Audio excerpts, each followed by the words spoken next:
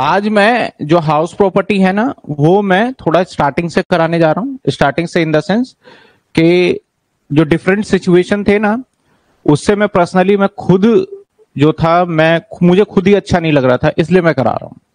अगर आपको समझ में आ गया है तो बहुत अच्छी बात है, लेकिन मैं सोच रहा हूँ कि इसको और थोड़ा बेहतर तरीके से कराया जाए जिससे कि दिक्कत ही ना आए इस चैप्टर में। तो डिफरेंट सिचुएशन 24B मैंने लाइव क्लास में लास्ट 24A खत्म किया था। पहले हम डिफरेंट सिचुएशन करेंगे, फिर 24B करेंगे और फिर क्वेश्चंस जितने हो सकते हैं वो सारा करेंगे हम। तो मैं अभी पहले चार्ट बनाऊंगा, आप भी मेरे साथ साथ नोट करते जाइएगा चार्ट, क्योंकि अभी मैं समझाऊंगा नहीं, पहले मैं चार्ट बना लेता हूं फिर मैं आपको समझाता जाऊंगा, ठीक है ना। पहले मैं चार्ट बना लूं और फिर मैं आपको समझाता जाऊंगा।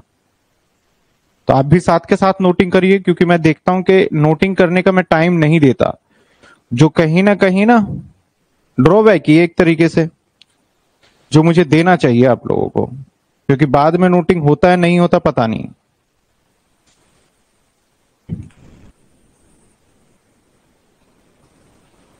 चलिए,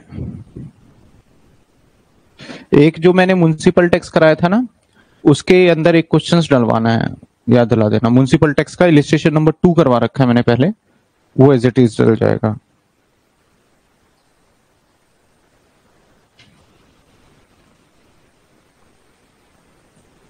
चलिए, section 23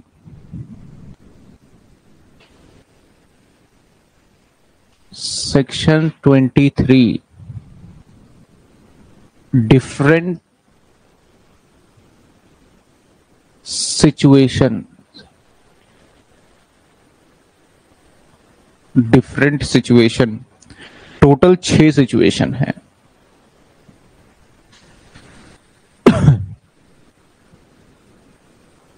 different situation, total 6 situation है।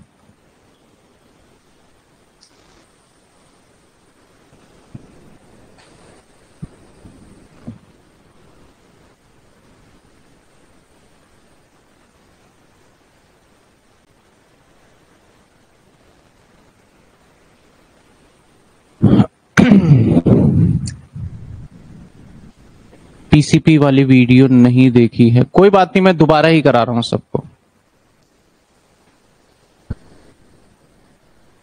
पहला सिचुएशन, व्हेन प्रॉपर्टी, और यहां पे प्रॉपर्टी का मतलब क्या है हमारा, प्रॉपर्टी मतलब हाउस प्रॉपर्टी, ठीक है ना। Self occupied, when property self occupied,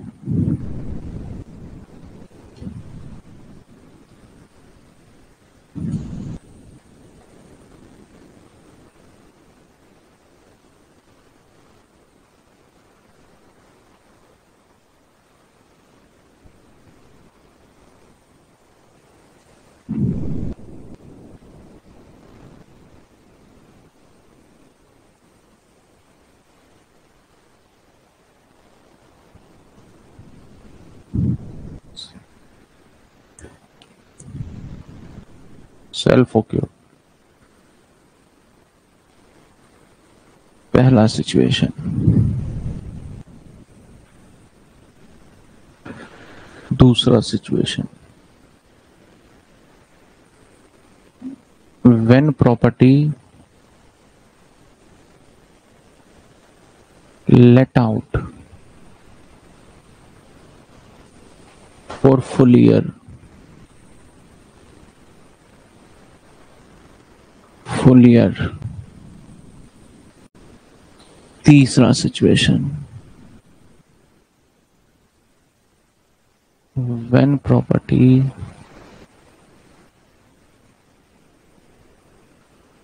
let out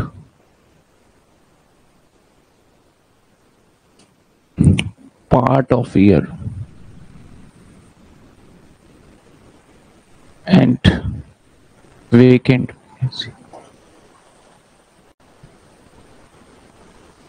part of year।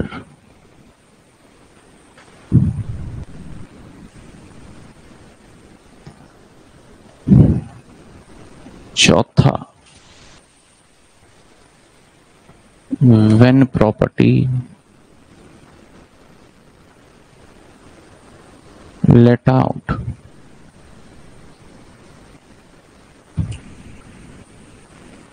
part of year and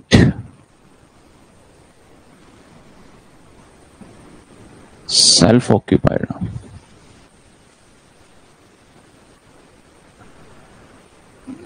part of year.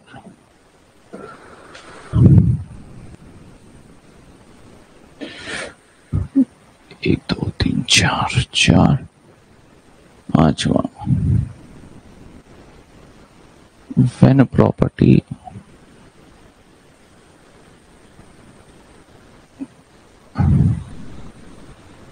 self occupied and let out on the basis of area, on the basis of area.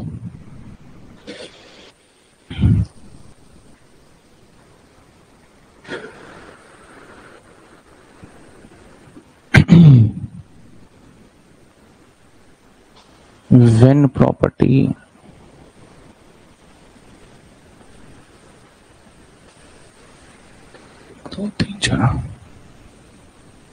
when more than two house self-occupied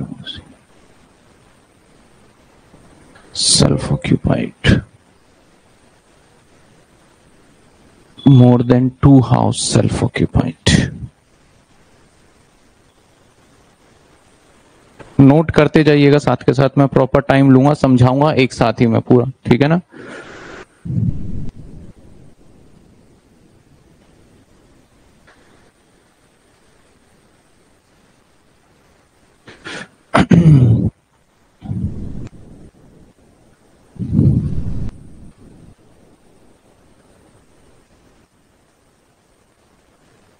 municipal value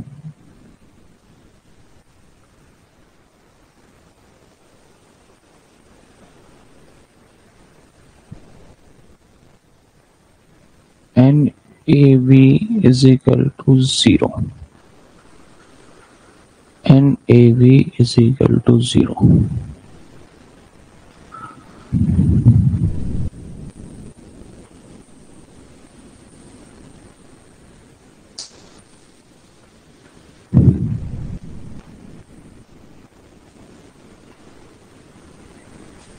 In normal manner calculation,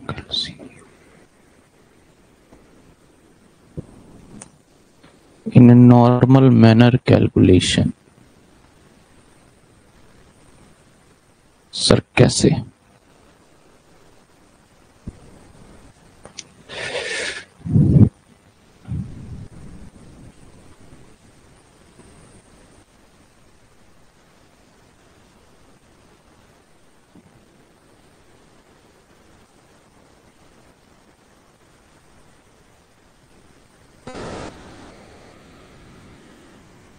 particular amount municipal value, fair rent, इन दोनों में से higher, fair rent या आप सीधा लिखते हैं standard rent, इन दोनों में से lower, expected rent, ARRR,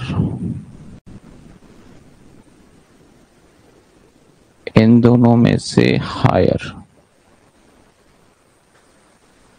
that is GAV less municipal tax, municipal tax NAV less 24A and 24B.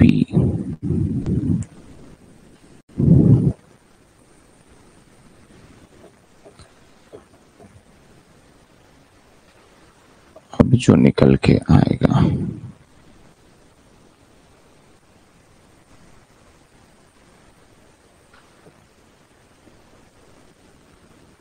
ये निकल के आएगा house property HP, let out and vacant.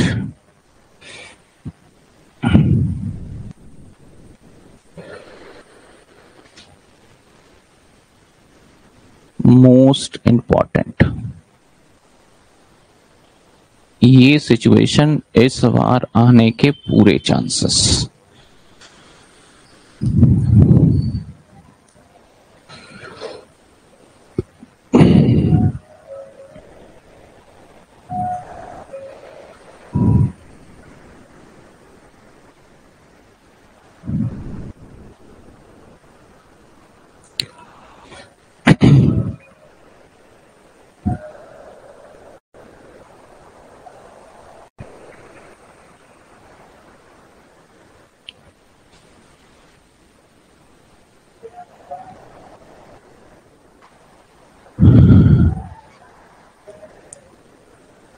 There will be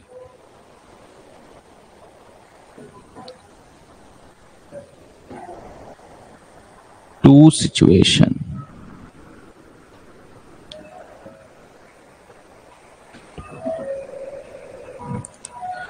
There will be two situations.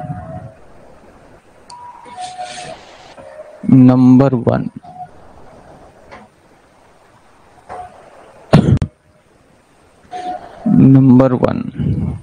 when actual rent receive and receivable is higher than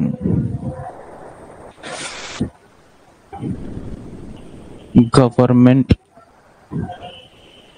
reasonable rent.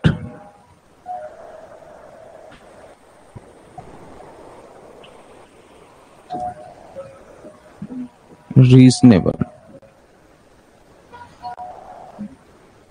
rent.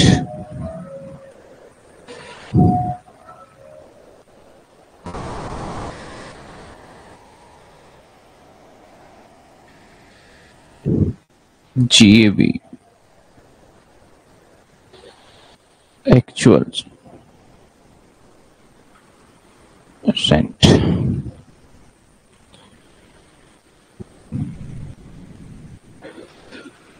Next, when rent receivable is lower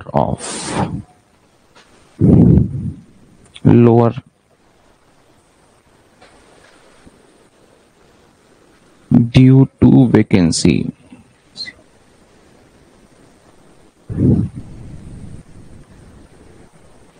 but rent receives reasonably.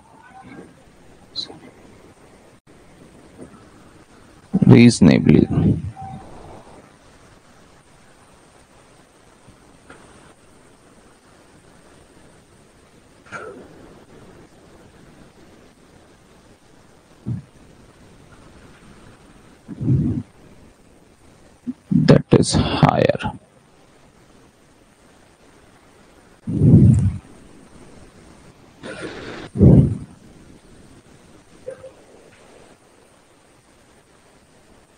GAV is equal to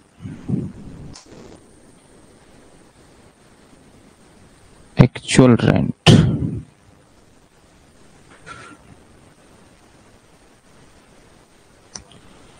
GAB is equal to actual rent that is lower,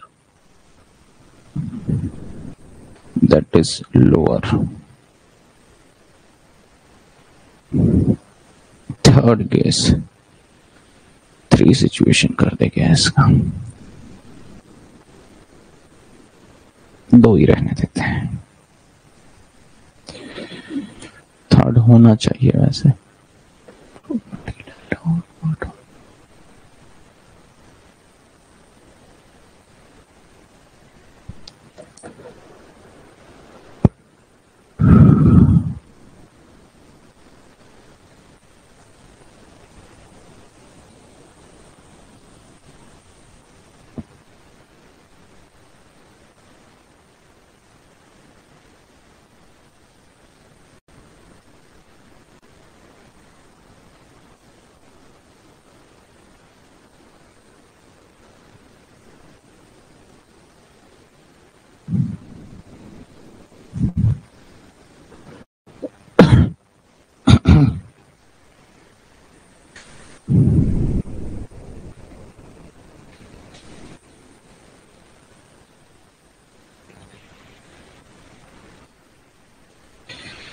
to की जगह पे 3 कर देते हैं, 3 situation करते हैं इसको।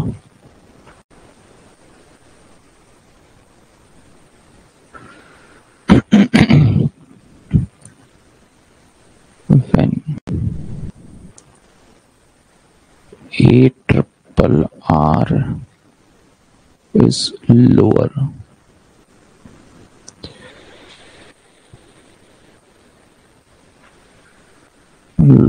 from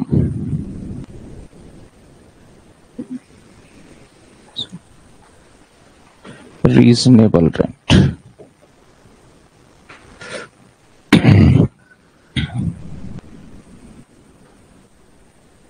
GAB expected rent,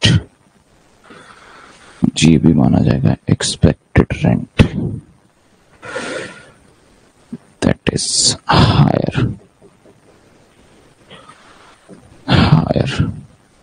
मैं भी लिखता जा रहा हूं, आपको सिर्फ नोटिंग करना है और फिर धीरे धीरे सारा समझा दूंगा मैं, ठीक है ना। आप भी नोट करते जाइए, फिर मैं धीरे धीरे करके एक एक करके पूरा का पूरा समझाऊंगा मैं आपको। इसको थोड़ा इधर लेना चाहिए, चलिए ठीक है।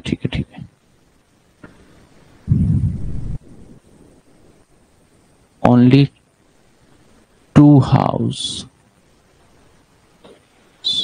can be self-occupied.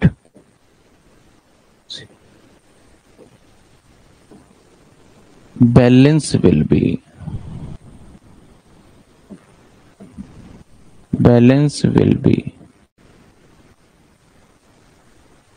deemed to be let out।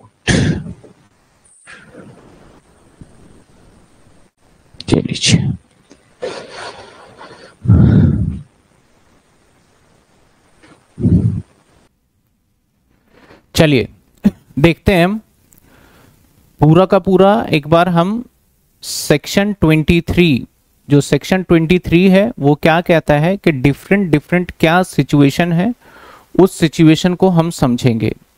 तो सिचुएशन का मतलब क्या है, जब आप घर को किराए पे देते हो तो यहाँ पे 6 पॉइंट्स ऐसे हैं जो सिचुएशन को डिवाइड किया गया है इनकम टैक्स के अंदर।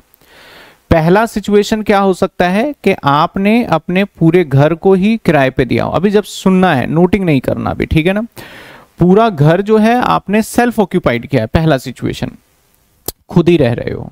तो जब हम पूरे घर में सेल्फ ऑक्यूपाइड करते हैं, खुद ही रहते हैं, तो ऐसे सिचुएशन में हमारा चाहे म्युनिसिपल वैल्यू तो होगा ही होगा, फेयर रेंट भी होगा, आस पड़ोस का, अगर मैं इस घर के अंदर रह रहा हूं तो आस पड़ोस वाले कुछ ना कुछ तो किराए ले ही रहे होंगे, तो फेयर रेंट भी एग्जिस्ट करता होगा, म्युनिसिपल रेंट भी एग्जिस्ट करता होगा, लेकिन स्टैंडर्ड रेंट वहां पे नहीं एप्लीकेबल होगा। इसलिए जब सेल्फ ऑक्यूपाइड घर हो, और सेल्फ ऑक्यूपाइड का मतलब पूरे साल जब सेल्फ ऑक्यूपाइड पे होगा, तो ऐसे सिचुएशन में आपको एनएवी, जीएबी तो छोड़ ही दिया मैंने, सीधा डायरेक्ट एनएवी जीरो, और जीएबी पूछो तो जीएबी भी क्या मानोगे आप, जीरो मान लोगे। और म्युनिसिपल टैक्स अगर आप पेड कर रहे हो तो वहां आप पेमेंट नहीं कर सकते। Municipal tax not allowed in case of property is self occupied, ठीक है ना। हाँ, सेल्फ ऑक्यूपाइड में म्युनिसिपल टैक्स पेड अलाउड नहीं है, लेकिन एक क्वेश्चन बनता है, क्या हमारा एनएवी नेगेटिव हो सकता है? जी हाँ, हो सकता है। अगर मान लिया जाए मेरा जीएबी हमारा बन रहा हो 5,000 रुपए और म्युनिसिपल टैक्स आपने 7,000 पेमेंट कर दिया। अब जो जीएबी बन रहा था 5,000, वो क्यों बन रहा होगा? क्योंकि कहीं ना कहीं आपने रेंट पे दे रखा होगा, तभी जीएबी जीरो आएगा। तो ऐसे सिचुएशन में अगर म्युनिसिपल टैक्स ज्यादा पेड करोगे तो नेगेटिव बनेगा। तो पहला सिचुएशन क्या है सर? अगर हमारा घर किस पे हो सर? घर किस पे हो? Self occupied. दूसरा सिचुएशन आता है कि हमने अपने घर को लेट आउट पूरे साल दे दिया है, पूरे साल किराए पे दे रखा है, एक भी दिन ऐसा नहीं है कि किराए पे नहीं रहा। ऐसे सिचुएशन में हम बिल्कुल नॉर्मल मैनर से अपने हाउस प्रॉपर्टी का इनकम निकालेंगे, वही म्युनिसिपल वैल्यू और फेयर रेंट में से हायर और स्टैंडर्ड रेंट में से लोअर, एक्सपेक्टेड रेंट और actual rent receive and receivable में से हायर, और फिर 24A 24B इसी तरीके से हम नॉर्मल मैनर में अपना कैलकुलेशन कर लेंगे। तीसरा सिचुएशन आ सकता है कि आपका घर ना वेकेंट रह जाए। वेकेंट का मतलब क्या होता है कि आपका घर खाली रह जाए। खाली का मतलब कि आपने मकान को किराए पे तो दिया, किराए पे देने के बाद फिर हुआ क्या, कुछ दिनों तक किराएदार आए ही नहीं उस मकान में। अब किराएदार नहीं आए तो उसका मतलब कई बार ऐसा होता है ना, यार अभी किराएदार नहीं है, चल बच्चे हैं तो बच्चे तू जाके ऊपर पढ़ ले। अगर मान लेते हैं नीचे ऊपर का फ्लोर है तो पेपर चल रहा है, अभी किराएदार ने तू जाके ऊपर पढ़ ले, तो वो आपका वेकेंट नहीं माना जाएगा। वेकेंट का मतलब आपने उसमें ताला लगा रखा है और उसको आपने अपने पर्सनल काम के लिए एक दिन के लिए भी इस्तेमाल नहीं किया, उसको हम वेकेंट बोलेंगे। समझ में आई बात आपको? अगर आपने एक दिन भी इस्तेमाल कर लिया तो वो सिचुएशन पूरा चेंज हो जाएगा। तो अगर वैकेंसी होता है तब ऐसे सिचुएशन में हम 3 सिचुएशन के अकॉर्डिंग हो सकता है कि मान लेते हैं 1 महीने का रेंट हमारा 20,000 रुपए है और 20,000 रेंट के साथ साथ हमारा वहां पे जो गवर्नमेंट के अकॉर्डिंग आ रहा हो 1 लाख रुपए, लेकिन मुझे तो 1 महीने का रेंट मिला है तो एक्चुअल रेंट ही जीएबी बन जाएगा। लेकिन हो सकता है गवर्नमेंट का 1 लाख बन रहा हो और मेरा 7 महीने का भी रेंट 1.5 लाख बन चुका है, तब भी एक्चुअल रेंट ही माना जाएगा। लेकिन हो सकता है कि गवर्नमेंट का हमारा 1 लाख बन रहा हो और मैं रेंट की यहां पे चोरी कर रहा हूं, मतलब जो होना चाहिए फेयर रेंट उसके अकॉर्डिंग लेके नहीं चल रहा हूं, तो गवर्नमेंट बोलेगी भैया अब आपकी वैकेंसी इनवैलिड है, आपको हमारे अकॉर्डिंग टैक्स देना होगा। हम सभी के एक एक एग्जाम्पल भी देखेंगे तो बहुत अच्छे से आपको क्लियर हो जाएगा। इसके बाद हमने देखा कि when property let out and self occupied part of year, मतलब कि 11 महीने के लिए आपने लेट आउट करा, 1 महीने खुद रह लिए, तो ऐसे सिचुएशन में अगर आपने रेंट 5,000 महीना ले रहे हो तो एक्चुअल रेंट आपकी पूरे साल की मानी जाएगी 12 महीने की। आप खुद रह लिए उसको भी मान लिया जाएगा कि किराए पे ही था। ऐसा क्यों हुआ सर? ये सिचुएशन आने के पीछे क्योंकि ज्यादातर मकान मालिक बोलते हैं कि खुद ही रह लेते थे कुछ दिन के लिए और बोलते थे कि किराए पे नहीं दिया, या फिर किराए पे मकान दे भी रखा था और बोलते थे इतने दिन तो हम ही रह लिए इसके अंदर, बस 1 ही महीने किराए पे चढ़ा। तो गवर्नमेंट ने बोला ऐसा नहीं हो सकता। अगर आप मान लिया जाए आप 365 दिन में, एक साल में 365 दिन होते हैं और 365 दिन में आप 300 दिन खुद रह रहे हो और 65 दिन किराएदार रहा और किराएदार से आपने किराया लिया 10,000 महीने का, तो आपका एक्चुअल रेंट 10,000 इंटू में 12 काउंट होगा, भले ही आप 300 दिन रह लेते हो। तो अगर आप घर के अंदर 1 दिन भी रहे तो ऐसे सिचुएशन में पूरे साल का रेंट कैलकुलेट होगा। तो वही मैंने क्या लिखा है कि actual rent will be calculate for full year. ठीक है, एक एक एग्जाम्पल देखेंगे हम। इसके बाद अगला क्या है, व्हेन प्रॉपर्टी सेल्फ ऑक्यूपाइड, जब हमारा प्रॉपर्टी क्या होगा, self occupied on the basis of area. मान लिया जाए पूरा एक फ्लोर है और 20% एरिया किराए पे चढ़ा दिया, बाकी 80% एरिया पे हम खुद रह रहे हैं, तो म्युनिसिपल वैल्यू को भी 20-80 में बांटेंगे, फेयर रेंट को भी 20-80 में बांटेंगे, सब चीजों को हम 20-80 में बांट देंगे। जो सेल्फ ऑक्यूपाइड वाला एरिया होगा उसके अंदर हम NAV 0 कर देंगे, और जो लेट आउट 20% वाला एरिया होगा उसके अंदर नॉर्मली कैलकुलेट कर लेंगे। इसके बाद है हमारा व्हेन 2 से ज्यादा प्रॉपर्टी हो हमारे पास, यानी प्रॉपर्टी हमारे पास कितने हो जाए, 2 से ज्यादा। तो ऐसे सिचुएशन में क्या होगा कि 2 प्रॉपर्टी कोई भी चूज कर लो। मान लो मेरे पास 5 घर है, तो सरकार बोलती है भैया 5 घर में तो नहीं रह रहे हो, मैंने किराए पे भी नहीं दे रखा है, इनफैक्ट जेन्युइन बोल रहा हूं, मैं सच बोल रहा हूं, मैंने 5 घर किराए पे नहीं दे रखा। अगर मैं गवर्नमेंट को बोलूं तो गवर्नमेंट कहती है तुम ना 2 घर कोई भी मान लो कि तुम खुद रह रहे हो, उसका तो NAV 0 कर देंगे, क्योंकि जब खुद रहोगे तो NAV क्या आएगा हमारा 0। बाकी के जो 3 घर है उसको deem to be let out कर लेंगे, और उसके ऊपर आपको गवर्नमेंट रूल के हिसाब से आपको टैक्स देना पड़ेगा। अब कौन से घर को आपको सेल्फ ऑक्यूपाइड मानना है आपकी इच्छा है, जहां आपका सबसे कम टैक्स बने उसके अकॉर्डिंग आप यहां पे कॉम्बिनेशन बना लीजिए। तो ये टोटल कितने सिचुएशन है हमारे, टोटल 6 सिचुएशन है, और 6 सिचुएशन में से ही कोई भी एक सिचुएशन आपके एग्जाम में आएगा। तो हम एक एक सिचुएशन को देखते जाते हैं और उसके बाद उसके ऊपर एग्जाम्पल भी करते जाएंगे। हालांकि बुक के एग्जाम्पल भी हैं, लेकिन अब कुछ के मैं अपने एग्जाम्पल ले लूंगा और कुछ के बुक के एग्जाम्पल ले लूंगा, जो कि आपको क्लियर मिल हो जाए आपको। तो आइए सबसे पहला case, case number 1, case number 1, case number 1, when property self occupied. अब कितने टाइम के लिए सेल्फ ऑक्यूपाइड, फुल ईयर। अगर ये सिचुएशन हुआ तो कैसे करोगे, आइए example, example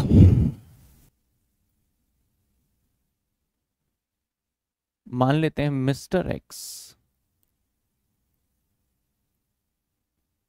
Mr. X has a house in Delhi.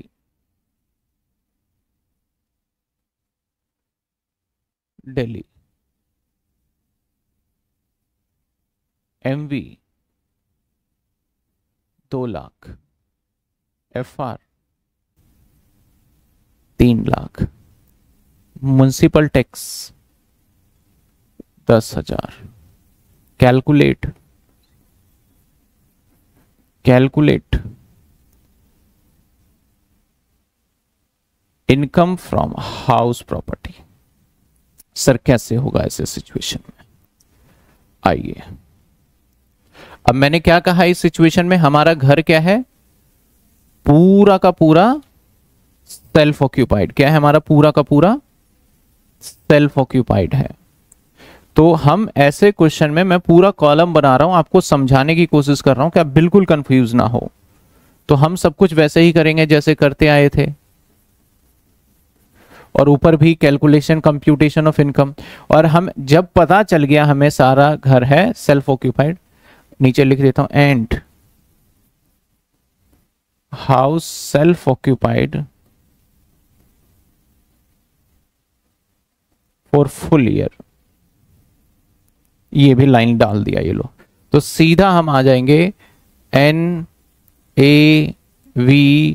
Is equal to 0। Nothing आपको कंपैरिजन की जरूरत है कि म्युनिसिपल वैल्यू और फेयर रेंट में हायर है लोअर है, ऐसा कुछ नहीं देखना, सीधा NAV 0 करेंगे और बस ये आ जाएगा हमारा 0, आंसर इज डन। तो यानी सेल्फ ऑक्यूपाइड होगा तो सीधा क्या कर दोगे NAV, तो यहां पे 24A भी नहीं लगेगा और 24B न्यू रिज्यूम में नहीं लगेगा। मैं आप 24B का तो अभी मैंने सिखाया नहीं है, सिर्फ सिखाया 24A, तो 24A नहीं लगेगा। क्या हर एक स्टूडेंट बताते जाइएगा कि आपको क्लियर हुआ या नहीं हुआ। पहला सिचुएशन क्या बताया मैंने कि प्रॉपर्टी सेल्फ ऑक्यूपाइड होगा तो NAV 0 होगा। तो अगर आपको ये जानकारी भी दे दे तब भी आपको NAV क्या ले लेना है, 0 ले लेना है। सेकंड सिचुएशन, केस नंबर 2,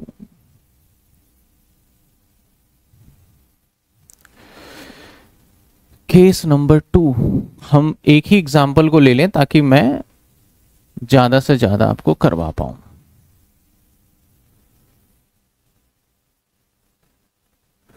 चलिए आइए ये बदल दिया जाए, कुछ चीजें तो बदलेंगे इसमें। Case number 2, when property let out. Let out का मतलब क्या होता है? किराए पे, फुल ईयर, पूरे साल किराए पे था। इसके साथ साथ फेयर रेंट 1,80,000। एक्चुअल रेंट, मैं एब्रिविएशन यूज करूंगा, AR stand for actual rent, आप लिख लीजिएगा 12,000, 20,000 पर मंथ। आइए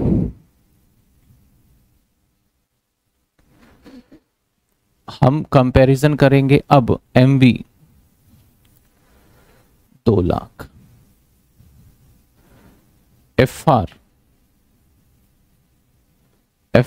3 लाख और SR। अब मेरे हिसाब से आप डायरेक्ट निकालने स्टार्ट कर देंगे क्योंकि इतना हमने सीख लिया है, तो अब आपको डायरेक्ट निकालना आना चाहिए। FR नंबर 1 वाले पॉइंट को हटा रहे हैं, तो सीधा पहले इन दोनों में से चेक करेंगे क्या हायर, तो आगे 3 लाख, फिर इस हायर में से इसको कंपेयर करेंगे तो लोअर। तो हमारा expected rent is ER is क्या आएगा? 180। क्या ऐसे आप कंपेयर कर पा रहे हो? जिसने पहली क्लास से लिया है वो डायरेक्ट कर लेंगे, क्योंकि हम धीरे धीरे इस पार्ट को भी हटा देंगे, हम डायरेक्टली GAV पे भी आ सकते हैं हम, ठीक है ना। फिर हम इसको कंपेयर करेंगे ARRR, actual rent receive and receivable. ARRR का मतलब actual rent receive and receivable. तो एक्चुअल रेंट कहता है कि भैया 20,000 महीने का है, इनटू में 12, तो ये आ गया 2,40,000। यहां पे आएगा GAV, इन दोनों में से हायर लेंगे, तो दोनों में से हायर आ गया 240। नॉर्मल मैनर में कैलकुलेशन होगा, माइनस में म्युनिसिपल टैक्स पेड, मेरे सवाल में 10,000 है, तो निकल के आया हमारा, इसको क्या बोलेंगे? NAV, दैट इज आया 2,30,000। और फिर माइनस करेंगे हम 24A, दैट इज 30%। तो 30% कितने आ जाएगा इसका? 2,30,000 का 30%, दैट इज 69,000। तो माइनस कर देंगे तो 1,61,000 इनकम फ्रॉम हाउस प्रॉपर्टी, ये आ गया। क्या सेकंड एग्जांपल एकदम क्लियर हो गया? क्या है सेकंड एग्जांपल एकदम क्लियर? सर वीडियो क्लियर नहीं आ रही है, एक बार चेक करिए। सर नमस्ते सर, मैंने 3-4 दिन पहले एनरोल हुआ हूँ, सिर्फ स्टार्टिंग से रिकॉर्डेड वीडियो देख रहा हूँ। तो आप पहले, मैंने एक स्टडी प्लान बनाया है फैजल, उसके अकॉर्डिंग आप देखेंगे। ब्लर है क्या? ब्लर आ रहा है? एक सेकंड, ये अपलोड पे क्या जा रहा है? ये अपलोड तो कुछ है नहीं, ब्लर है, ठीक है। हाँ आप सेटिंग में जाके रोहित, हाँ क्वालिटी का ऑप्शन है, उसमें जाके आप इंक्रीज कर लीजिए, डेफिनेटली ठीक हो जाएगा रोहित। आइए, हमने 2 सिचुएशन डन कर लिए हैं, 1-2 आपको एकदम अच्छे से क्लियर होना चाहिए। Situation number 3, when property let out of the year and vacant, vacant का मतलब खाली। 3 सिचुएशन बताए हैं मैंने,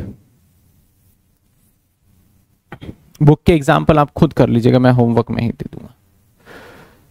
केस नंबर 3 का point number 1, when property is let out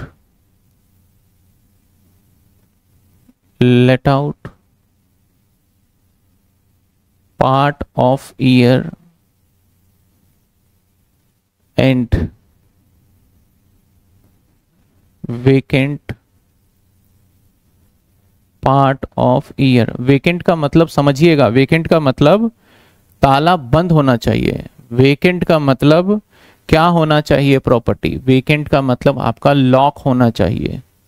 अगर आपने खाली समझ के अपनी स्टडी की तैयारी करने के लिए भी एक दिन चले गए, कोई मेहमान आ गया और आपने बोल दिया कि भाई आप ऊपर जाके सो जाओ, तब भी माना जाएगा। ये दूसरा सिचुएशन, और फिर पूरे साल का ही आपको देना पड़ेगा। अब सिचुएशन बनता है, सर बताएगा कौन इनकम टैक्स को कि भाई मैंने पढ़ लिया, जाके 1 घंटे ताला खोल लिया। तो ये सिचुएशन यहाँ पे क्रिएट हुआ है। तो यहाँ पे इनकम टैक्स वाले क्या करते हैं, हमारा देखो 2 तरीके का लॉ होता है।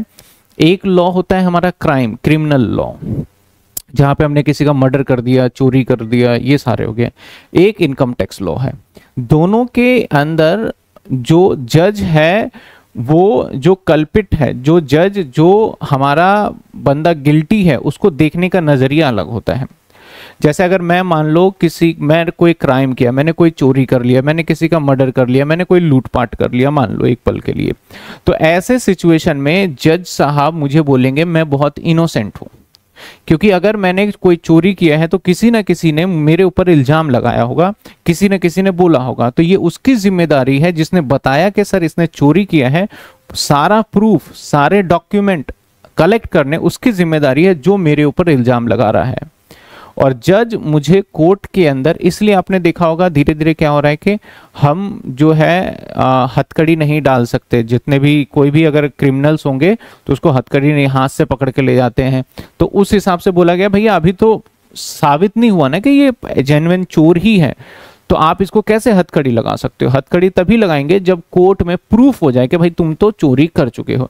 तो किसकी रिस्पॉन्सिबिलिटी बन ली? जिसने क्या करा, इल्जाम लगाया।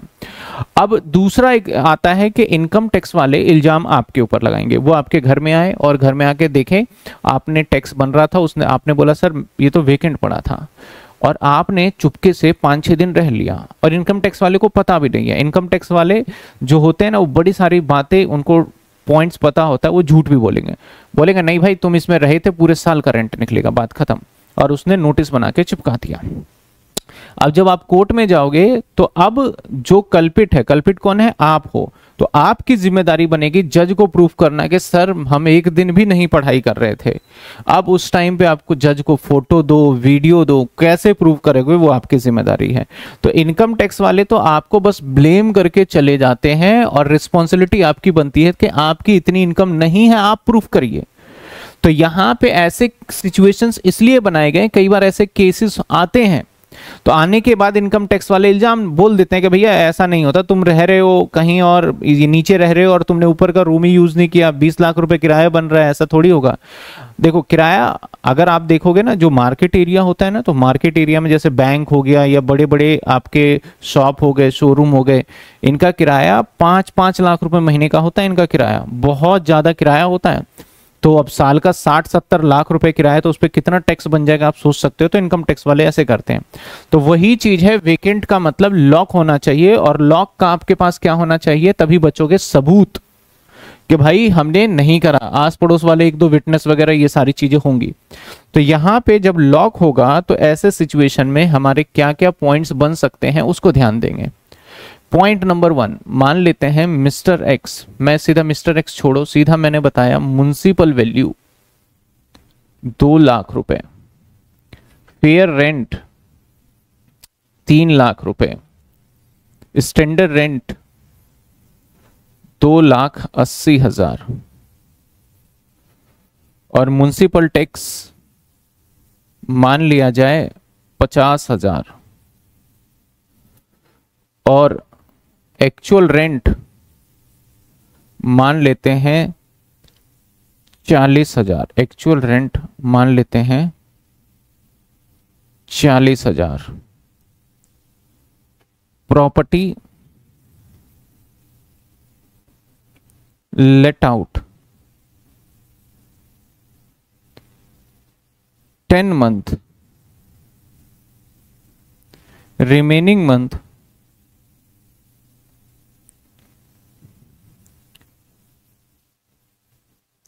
वेकेंट।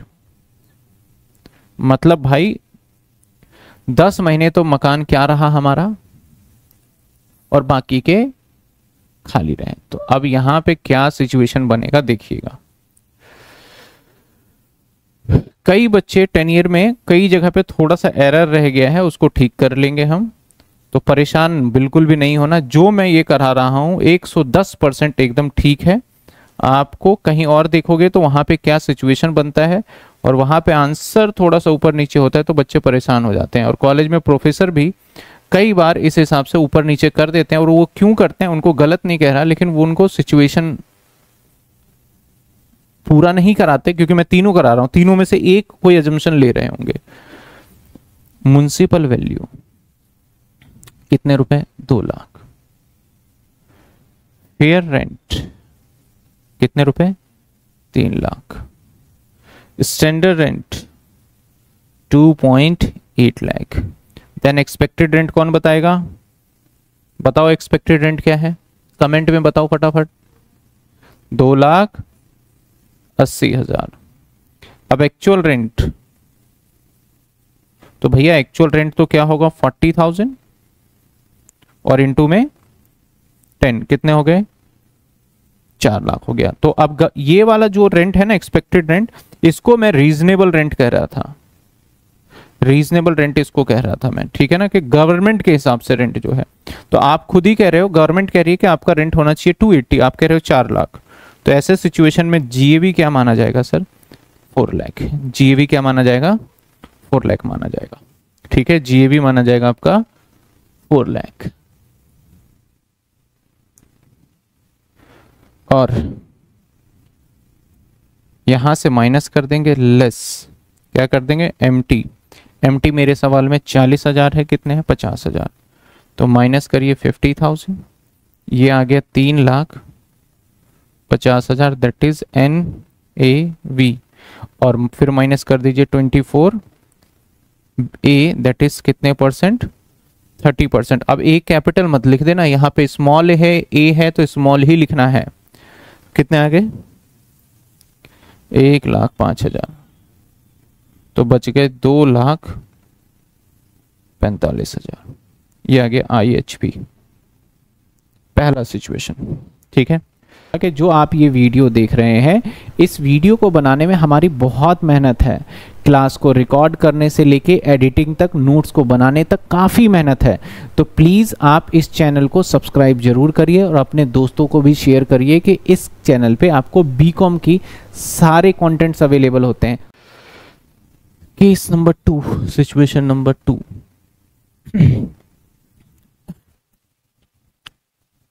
सपोज दैट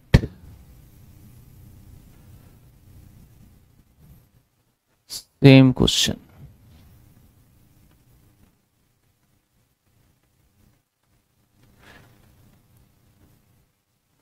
और यहां पे बस लेट आउट कर देते हैं 5 मंथ। कितने मंथ कर दिया मैंने, 5 मंथ, बस इतना फर्क किया है।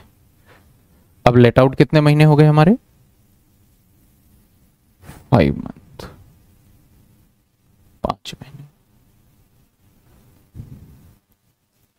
सब कुछ ठीक चलेगा, चेंजेस आ जाएगा। पहले यहां तक तो सबको क्लियर है, यही रहने वाला है मेरे एग्जांपल में।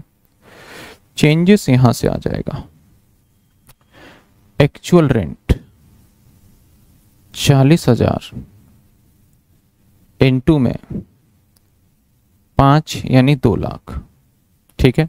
नॉर्मली हमने सीखा है कि भाई एक्सपेक्टेड रेंट और एक्चुअल रेंट में से हायर वैल्यू जो होगा उसके ऊपर हमें कैलकुलेट करना, यही सीखा है। लेकिन यहां पे क्योंकि जेन्युइन केस है और ये माना जा रहा है कि जेन्युइन वेकेंट भी रहा है ये, तो और गवर्नमेंट से कोई रेंट छुपाने की साजिश भी नहीं है। पता है गवर्नमेंट से रेंट कब छुपाया जाता, जब ये व्यक्ति कहता कि मेरा रेंट जो है वो 500 रुपए महीना है। तो अब आप सोच सकते हो कि इस टाइम पे 500 रुपए महीना रेंट होना एक अच्छे सिटी के अंदर अगर मैं बात करूं तो पॉसिबल ही नहीं है। तो कहीं ना कहीं गवर्नमेंट को आप क्या कर रहे हो, कहीं ना कहीं मिसलीड कर रहे हो, यानी कहीं ना कहीं आप टैक्स को बचाने की, चोरी करने की कोशिश कर रहे हो, तो ऐसे सिचुएशन में गवर्नमेंट नहीं मानेगी। लेकिन यहाँ पे तो गवर्नमेंट का जो एक्सपेक्टेशन है पर मंथ का रेंट का, तो आप देख लो municipal value fair rent 3 lakh, तो आप मोटा मोटा अगर मैं 3 लाख भी मान लूं मैक्सिमम, तो 3 लाख के हिसाब से 12, गवर्नमेंट का एक्सपेक्टेशन है कि भैया इस प्रॉपर्टी की 25,000 किराए पे होंगी। लेकिन ये व्यक्ति इतना जेन्युइन है कि कह रहा है भैया हमने तो 40,000 पे ले रखा था। यानी अगर वो कहता कि मैं 5,000 पे ले रहा हूं, तब लगेगा फ्रॉड कर रहा है ये, समझ रहे हो ना।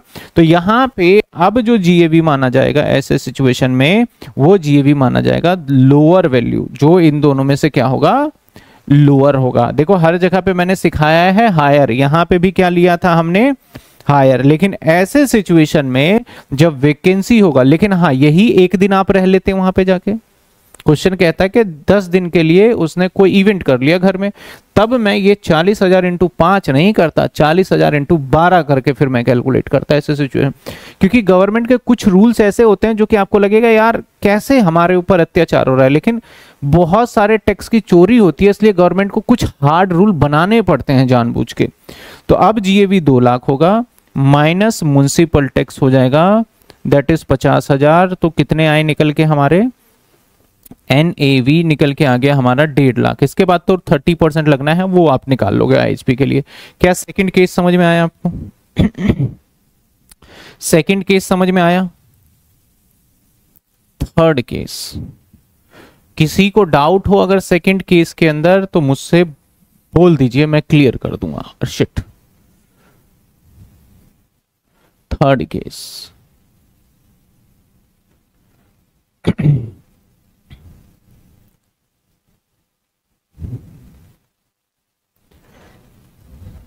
हाँ बिल्कुल, नोट वगैरह कुछ नहीं देना आपको यहाँ पे ना, क्योंकि वो अंडरस्टैंडेबल है। ये लॉ के अंदर 3 पॉइंट्स लिखे हुए हैं, सेक्शन 23 सबसेक्शन 1 को जब आप पढ़ेंगे किताब में, क्योंकि आप किताब से पढ़ेंगे ना तो किताब में थोड़ा मेस्डअप है।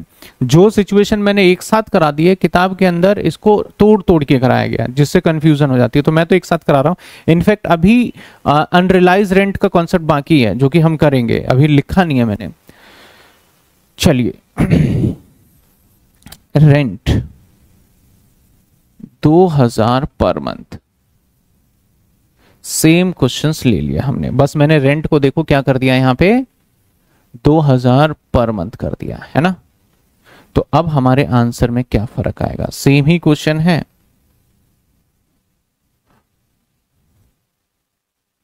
अब यहां पे आपको भी पता है और मुझे भी पता है, आप रीजनेबली बात नहीं कर रहे, आप यहां पे सही से बात नहीं कर रहे। बस ये 2,000 रेंट, हो सकता है कि आप जेन्युइन हो सकता है कि आपने दया दिखा के और 2,000 ही लिया हो सकता है जेन्युइन केस है। तो आपको इनकम टैक्स ऑफिसर को सेटिस्फाई करना पड़ेगा। जो असेसिंग ऑफिसर कौन होता है? असेसिंग ऑफिसर मतलब जो आपके सारे इनकम की, जो आपके मतलब सारा छानबीन, जो हर इनकम टैक्स को, जैसे क्या होता है अगर कोई क्राइम होता है ना आपके घर में, मान लेते हैं कुछ भी हो जाए आपके आसपास के एरिया में, तो जब आप फोन करते हो ना तो एक इन्वेस्टिगेशन ऑफिसर यानी आईओ को अपॉइंट किया जाता है और वही आपका पूरा केस हैंडल करेगा। ऐसे नहीं थाने में किसी को गए, आज एक मिस्टर मोहन आ गया हवलदार, चल भाई देख मेरे गली में ये हो गया, और उसी केस को लेके फिर मिस्टर सोहन को पकड़ के ले गए आप, नहीं। अगर एक बार केस किसी के अंडर चला जाता है इंचार्ज के अंदर, तो आपका वही केस पूरा टेक केयर करेगा। तो सेम असेसिंग ऑफिसर क्या करते हैं, बहुत सारे इनकम टैक्स ऑफिसर हैं, तो किस किस लोगों के ऊपर डाउट है तो उनकी डिटेल उनको दे दी जाती है। उस डाउट जिसके ऊपर है उससे सारे सवाल कौन पूछेगा? असेसिंग ऑफिसर पूछेगा। सपोज करो मेरे ऊपर जो डाउट है एक mister x person assessing officer है उसको है, तो जब भी मुझे कोई भी जवाब देना पड़ेगा तो मिस्टर एक्स को ही देना पड़ेगा। मिस्टर वाई भी एक असेसिंग ऑफिसर है, तो वाई मेरे से एक चू शब्द भी नहीं पूछ सकता। सारी डिटेल, सारी जानकारी मुझे किसको देना पड़ेगा? एक्स को ही देना पड़ेगा। तो हर एक पर्सन के लिए एक अलग से असेसिंग ऑफिसर अपॉइंट किया जाता है। तो अब यहां पे मैंने बोला सर मेरा ना किराया 2,000 पर मंथ है, अब मुझे उसको सेटिस्फाई करना पड़ेगा। सेटिस्फाई मतलब मैं समझाऊंगा कि ये देखो ये गरीब है, ये ऐसे है, तो अगर ये कर पाया तो कोई दिक्कत नहीं है। अक्सर केस में नहीं कर पाता कोई भी, क्योंकि इनकम टैक्स वालों का पर्पस ही होता है कि यार ये तो झूठी बोल रहा है, ये चोरी कर रहा होगा टैक्स का। तो यहाँ पे मेरा जो एक्चुअल रेंट है, actual rent receive and receivable है, आप बताइए अगर आप असेसिंग ऑफिसर होंगे तो क्या आप यकीन कर लेंगे यहाँ पे कि मैंने बोला 2000 इंटू में 5 महीने का किराया है तो 10,000 ही किराया आया है। अगर आप असेसिंग ऑफिसर होंगे तो क्या बिलीव कर लेंगे इस पे? तो लग रहा है यहाँ पे साफ साफ क्या बोला जा रहा है, झूठ बोला जा रहा है। तो ऐसे अब ऐसे सिचुएशन में कहेंगे भैया हम नहीं मानते तुम्हारी बातों को, अब क्या ले लेंगे हम, हायर और जीएवी जो माना जाएगा ऐसे सिचुएशन में माना जाएगा 2,80,000। समझ में आई बात आपको? अब अलग अलग बुक में अलग अलग जगह पे मैं, क्योंकि सारी चीजों को पढ़ता हूं इतने साल से, बच्चों की जो प्रॉब्लम आती है और बच्चे काफी परेशान हो जाते हैं, इसलिए मैंने सोचा इस बार क्लियर ही कर दूं। अब क्या पता एक बुक के अंदर लोअर ले रखा हो, ऐसा ही क्वेश्चन है और क्या ले लिया उसने, जैसे मैंने यहां तो लोअर लिया है ना, तो बच्चे ने ये वाला लोअर देख लिया कि यार कम वाला है, और यहां पे हायर देख लिया, तो वहां पे स्टूडेंट क्या हो जाएगा, परेशान। सर यहाँ पे तो देखो कम था तो कम वाला ले लिया, यहाँ पे कम वाला क्यों नहीं लिया? तो इसके पीछे रीजंस हैं, वो रीजन क्वेश्चन खुद ब खुद बोलेगा थोड़ी आपको, आपको उस क्वेश्चंस को एनालिसिस करके समझ के बताना पड़ेगा, क्योंकि मैं बता रहा हूं तो आपको समझ में आ रहा है। तो ऐसे ही काम अगर एग्जाम में आता है तो इसके लिए नोट दे देना आप, ऐसे सिचुएशन में जब लोगे ना तो नोट दे देना कि वी अज्यूम दैट कि इसका रीजनेबल रेंट है ही नहीं, दैट्स वाई हमने यहाँ पे क्या ले लिया है, हायर वैल्यू। आपका आंसर 110% करेक्ट माना जाएगा। समझ में आई बात आपको? लेकिन आपको लगता है कि इसने रीजनेबली रेंट जेन्युइनली कहा है तो आप क्या ले सकते हो, लोअर। लेकिन ऐसे सिचुएशन में जो अपेरेंटली दिख रहा है आपको, भाई साफ साफ दिख रहा है यहाँ पे फ्रॉड हो रहा है कुछ ना कुछ, तो आप हमेशा ही हायर लोगे, बोलोगे तुम कितना रेंट ले रहे हो, भाड़ में जाओ, तुम्हारा 6 महीने खाली है, 10 महीने खाली है, हमें नहीं मतलब, हमारे रूल के हिसाब से तो 280 आया, इसके ऊपर आप माइनस कर लो अपना म्युनिसिपल टैक्स और बाकी पे मुझे दे दो आप टैक्स। 2,30,000 पे और माइनस करना है तो कर लो भाई, क्या दे दो, 24 ए दे दो आप, और 30% इस पे से निकाल के बाकी पे हमें क्या दे दो, टैक्स दे दो, बात खत्म। क्या ये तीनों सिचुएशन जो मैं बताने की कोशिश कर रहा हूं अभी तक आपको, अगर आपको समझ में आ गया है तो कमेंट में लिख दीजिए, अगर आपको समझ में नहीं आया है तो फिर मुझे ये दोबारा कुछ और एग्जाम्पल लेके बताना पड़ेगा, क्योंकि मैं अगेन कह रहा हूं कि एग्जाम में क्वेश्चन यही आएंगे आपके और ऐसे सिचुएशन पे होगा, और आप जब 10 ईयर की क्वेश्चंस करेंगे तो वहां परेशान हो जाएंगे। दोनों ही आंसर मैंने लिखे हैं, लेकिन जब आंसर लिखते हैं तो मैं ये चाहता हूं कि सारा वेरिएंट उसमें मिले जिससे बच्चा सीखे, लेकिन कई बार बच्चा सीखने के साथ साथ कंफ्यूज भी हो जाता है। तो आप फटाफट से बताइए समझ में आया नहीं आया, जितने बच्चे लाइव है फटाफट कमेंट में बता दें, नमस्ते सर मैं 3-4 दिन पहले, ठीक है बताइए फटाफट, क्लियर है ये वाला, फिर मैं पीछे के सिचुएशन बताऊंगा। हाँ 12 मंथ होता तब भी रीजनेबल, अगर 12 मंथ होता तब, अगर पूरे साल किराए पे है तब तो आपके लिए ये वाला नियम है, पूरे साल किराए पे है तब तो क्या लगेगा, ऑलवेज हायर ही लगेगा। लोअर तो सिर्फ एक ही केस में बन जाता है, जब क्या हो, वेकेंट हो, तब तो आपका क्लियर हो गया सवाल। अगर पूरे साल होता तब तो हायर ही लगेगा, तब तो भैया सोचना ही नहीं है तुम रीजनेबल हो कि नहीं हो, ठीक है ना। आइए, तो मैंने जो केस लिखा है यहां पे, अब केस में 3 पॉइंट है जो मैं समझा देता हूं कि when property let out of year और पार्ट ऑफ ईयर वेकेंट है, नोट्स भी आपको जब लिखोगे तो समझ में आना चाहिए। तो प्रॉपर्टी कुछ टाइम के लिए लेट आउट है, कुछ टाइम के लिए क्या है हमारा, वेकेंट। वेकेंट का मतलब क्या बताया मैंने, लॉक, ताला बंद है। यहां पे 3 सिचुएशन हो सकता है। पहला, व्हेन एआर जो एक्चुअल रेंट है हायर हो जाता है रीजनेबल रेंट, यानी एक्सपेक्टेड रेंट से हायर हो जाता है, तब तो भैया आपका क्या हो जाएगा, जीएबी हायर वाला ही माना जाएगा। एक बार हो सकता है आपका क्या हो जाए, लोअर हो जाए due to vacancy, but rent receivable reasonably है। आपने जो रेंट रिसीव किया जो 40,000 वाला लिया, तब क्या माना जाएगा आपका, लोअर। मैंने भी लोअर लेके दिखाया वहां पे। एक बार व्हेन ट्रिपल आर लोअर लेकिन reasonable rent, lower from reasonable rent, मतलब रीजनेबल रेंट से लोअर है, तो यहां पे मैं अगर सही से और लिख दूं, when A triple R is lower from reasonable rent, मतलब हाँ जब ए ट्रिपल आर वैकेंसी का केस है, लोअर है लेकिन रीजनेबल रेंट के से भी लोअर है, मतलब जितना होना चाहिए एक्सपेक्टेड रेंट उससे भी कम लेके चल रहे हो, तो ऐसे सिचुएशन में जीएवी क्या माना जाएगा, आपका हायर माना जाएगा। तो ये तीनों सिचुएशन जो मैंने आपको करके दिखा दिया।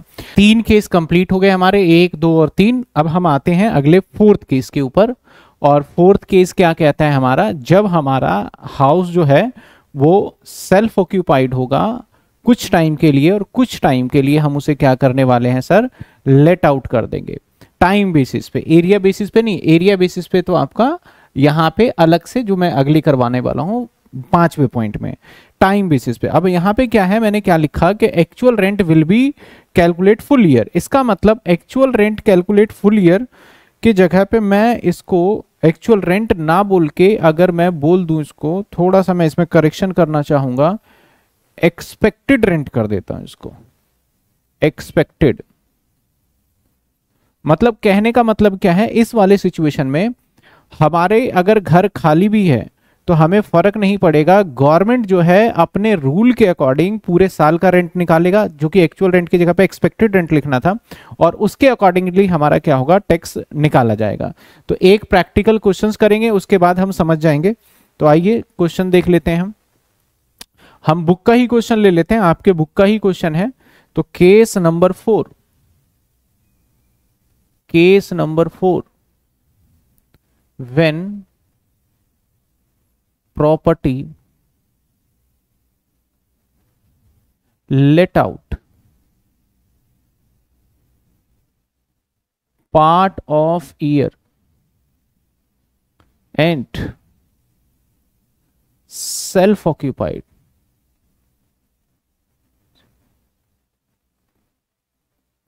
part of year, part of year and self occupied part of year, ठीक है, and self occupied part of year, ये हमारा केस नंबर 4। चलिए बुक का क्वेश्चन पढ़ लेते हैं, क्या कहता है। क्वेश्चन कहता है R has a house property in Delhi जिसका म्युनिसिपल वैल्यू 1 लाख रुपए है एंड फेयर रेंट 1,20,000 है। अब जो ये म्युनिसिपल और फेयर रेंट दे रखा है, ये हमें जो दे रखा है ये पूरे साल का होता है, ये फुल ईयर का होता है, फुल ईयर का होता है। हमेशा जो देते हैं ना वो पूरे साल का कैलकुलेट करके देते हैं। कहता है इट वॉज सेल्फ ऑक्यूपाइड, उसने सेल्फ ऑक्यूपाइड कर लिया था 1/4/2022 से 31/7, यानी कितने महीने तक वो सेल्फ ऑक्यूपाइड करके रखा, 4 मंथ तक। विद इफेक्ट फ्रॉम 1/8 से वो 9,000 पर मंथ के हिसाब से रेंट पे देता है। एनुअल वैल्यू निकालना है प्रॉपर्टी का, असेसमेंट ईयर, और म्युनिसिपल टैक्स 20,000। तो आइए कैसे करेंगे। हालांकि एक और एग्जांपल है जो कि मैं इसमें लेके कराऊंगा अभी आपको।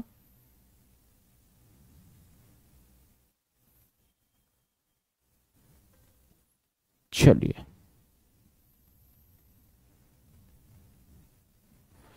अमाउंट पर्टिकुलर, सबसे पहले एमवी, एमवी क्या दे रखा है हमें, 1 लाख रुपए। इसके बाद एफआर, एफआर क्या दे रखा है आपको, एफआर दे रखा है हमारा 1,20,000। तो बताओ एफआर कितने टाइम का है, तो सर पूरे साल का। एसआर, एसआर सवाल में है नहीं, तो हमारा एक्सपेक्टेड रेंट, एक्सपेक्टेड रेंट आ जाएगा 1,20,000। और जो हमारा एक्चुअल रेंट है, एक्चुअल रेंट की बात कर रहे हैं, तो जो एक्चुअल रेंट है वो एक्चुअल रेंट हमारा है 9,000 रुपए। और कितने महीने के लिए पता है, ये कब से लगा था हमारा, ये लगा था हमारा 8 से, अगस्त, सितंबर, अक्टूबर, नवंबर, दिसंबर, जनवरी, फरवरी, मार्च, 8 महीने के लिए। तो 9,000 इंटू में 8, तो 72,000। अब हमें इन दोनों में से हमेशा ऑलवेज हायर लेना होगा। तो ये एक तरीके से आपको एक पनिशमेंट समझ लो आप, पनिशमेंट इन द सेंस कि ये हायर इसलिए है कि गवर्नमेंट कहती है कि अगर आपने कुछ टाइम के लिए भी घर में रह लिए, वैकेंसी का केस होता तो बात अलग है, अगर आप घर में रह रहे हो तो हमारा जो हक है रेंट का वो तो हम आपसे लेंगे। आपने किराए पे भले ही 2 महीने के लिए रेंट पे दिया हो, हमें मतलब नहीं है। तो यहां पे जो जीएवी काउंट होगा सर, जीएवी 1,20,000 लेस क्या कर दो, एमटी कितने दे रखे थे, 20,000। तो आपका टैक्सेबल वैल्यू आ गया, यानी एनएवी आ गया 1 लाख। इसके बाद आप 30% निकाल लोगे, एनएवी आ गया 1 लाख रुपए। क्या बात समझ में आई यहां तक? यहां तक बात आपको क्लियर है? तो अगर आप कुछ टाइम के लिए सेल्फ ऑक्यूपाइड और घर को कुछ टाइम के लिए लेट आउट कर देते हो, ऐसे सिचुएशन में जो इनकम टैक्स अथॉरिटी है वो सेल्फ ऑक्यूपाइड वाला पोर्शन नहीं मानेगी, सेल्फ ऑक्यूपाइड वाला पोर्शन नहीं मानेगी। और जो गवर्नमेंट रूल के हिसाब से एक्सपेक्टेड रेंट जो आता है, उस एक्सपेक्टेड रेंट पे ही वो क्या करने वाली है, आपसे टैक्स ले लेगी। अगर एक्सपेक्टेड रेंट हायर है, अगर आप वाला हायर है तो फिर आप पे ही लेगी। जैसे दूसरा केस देख लीजिए, सेकंड केस मान लेते हैं इसी क्वेश्चन में ये किराया 9,000 ना होके ये किराया होता सपोज करो 20,000। इस किराए को ले लेते हैं सपोज करो 20,000। तो अब क्या होगा, तो अब क्या होगा, अब क्या होगा,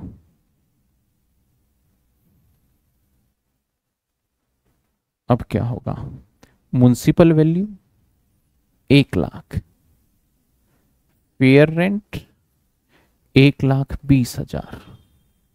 स्टैंडर्ड रेंट है नहीं तो एक्सपेक्टेड रेंट जो होगा यही बन जाएगा 1,20,000।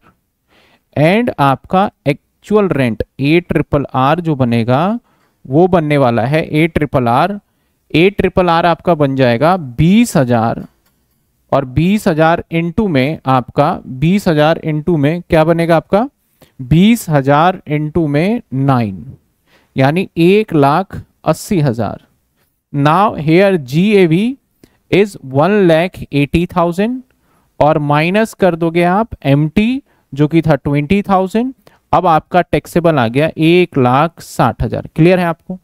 तो यानी आपका मैंने बताया था कि जो भी जब कभी भी आप सेल्फ ऑक्यूपाइड वाला केस होगा तो रेंट वैल्यू आप जितने टाइम के लिए है उससे मल्टीप्लाई कर लोगे, और एक्सपेक्टेड रेंट तो आपको लेना इन दोनों में से कौन सा है, हायर। पहले वाले केस के अंदर हायर कौन सा आ गया था हमारा, एक्सपेक्टेड रेंट। इस वाले में एक्चुअल रेंट, तो एक्चुअल रेंट आ गया। तो ये था हमारा पूरा का पूरा केस नंबर 4। इसके बाद हम देखेंगे केस नंबर 5, क्वेश्चन नंबर 5 यानी case number 5। When property let out and partly self occupied on the basis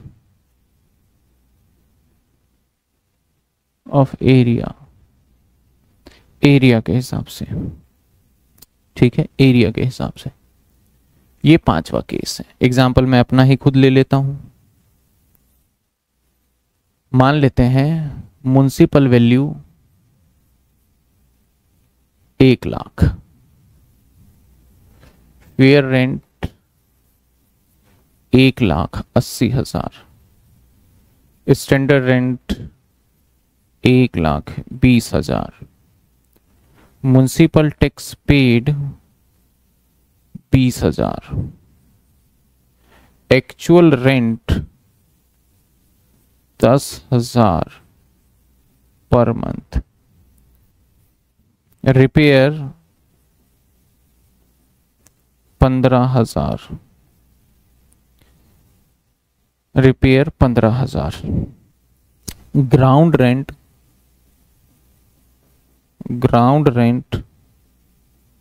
10,000 per month, 60% area self occupied, balance let out. Balance let out थोड़ा मैंने बड़ा क्वेश्चन बनाया जानबूझ के।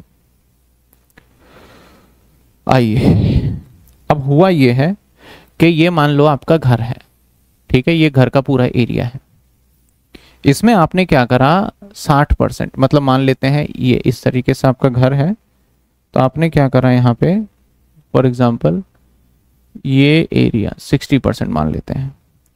ये जो 60% एरिया है, इस एरिया में आप कर रहे हो सेल्फ ऑक्यूपाइड, और जो 40% एरिया है इसमें कर रहे हो लेट आउट। ये भी पार्ट इंपॉर्टेंट है, ध्यान रखिएगा। इसके आगे भी लिख देता हूं इंपॉर्टेंट, ठीक है।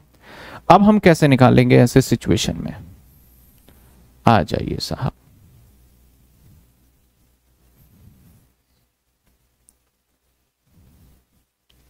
एक दो पार्ट में कैलकुलेशन जाएगी इसकी।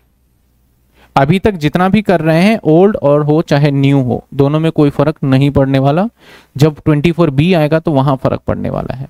ये ले लेते हैं सेल्फ ऑक्यूपाइड। तो सेल्फ ऑक्यूपाइड कितने परसेंट एरिया है? 60%। ये ले लेते हैं लेट आउट। लेट आउट को LO लिख देते हैं, कितने परसेंट है? 40%। ठीक है। पर्टिकुलर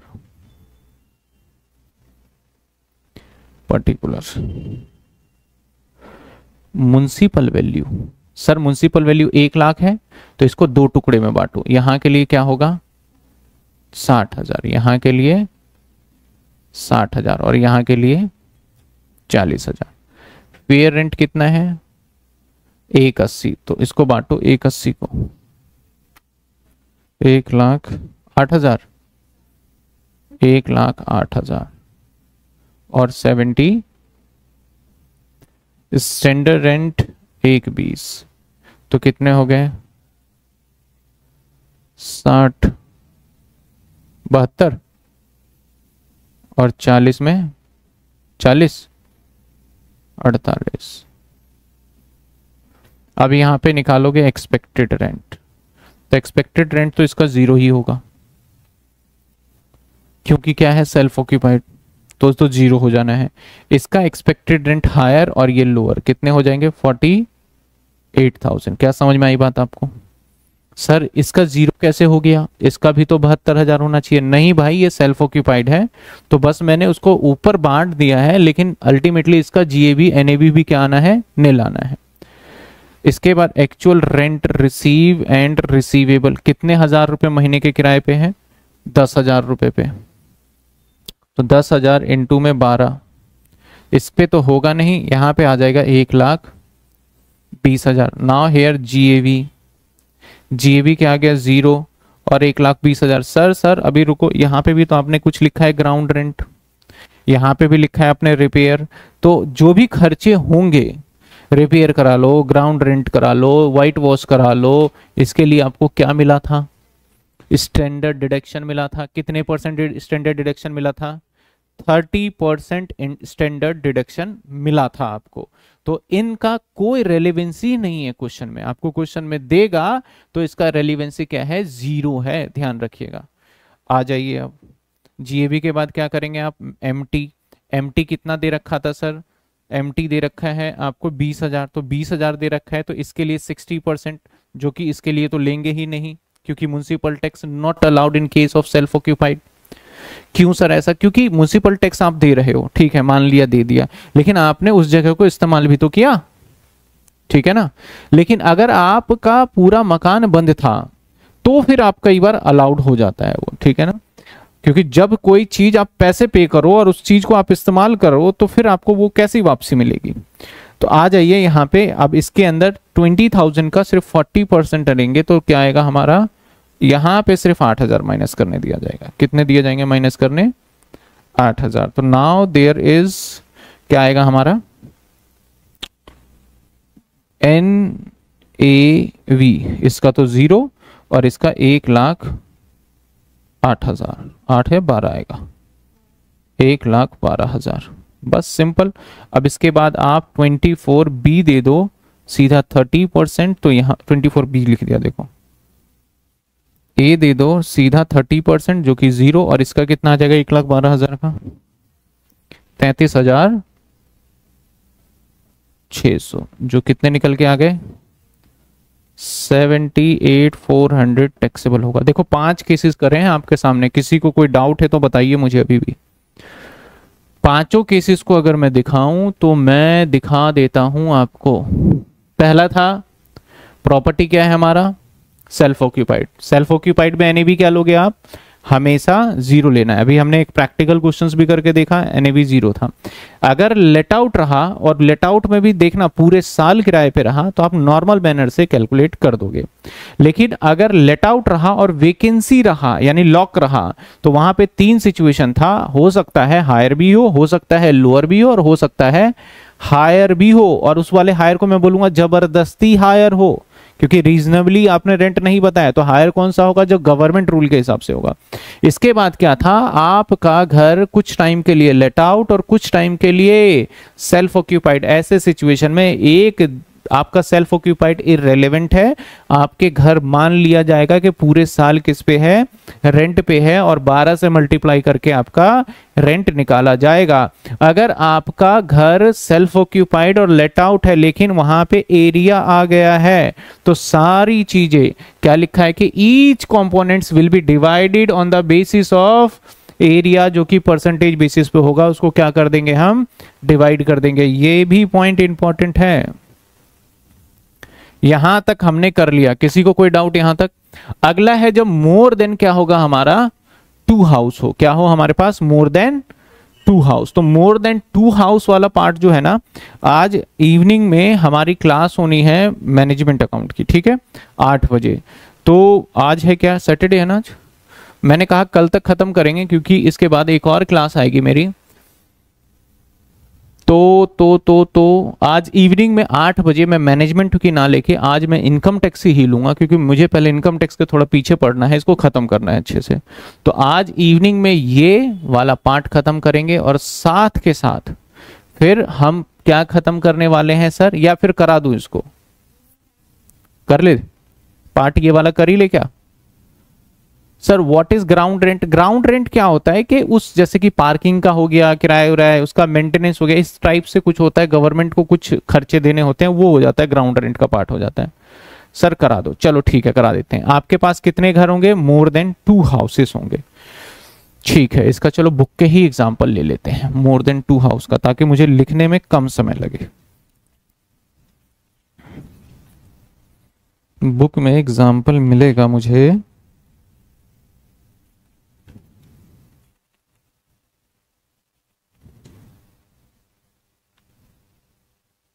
टू हाउसेस का, इलिस्ट्रेशन 5.12।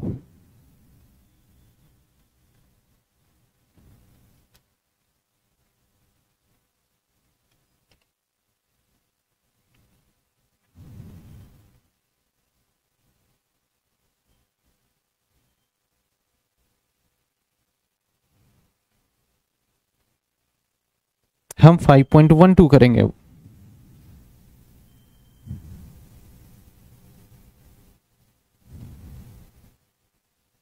ये जितने भी मैंने बीच में इलिस्ट्रेशन लगवाए ना, ये हटवा देना, ठीक है ना?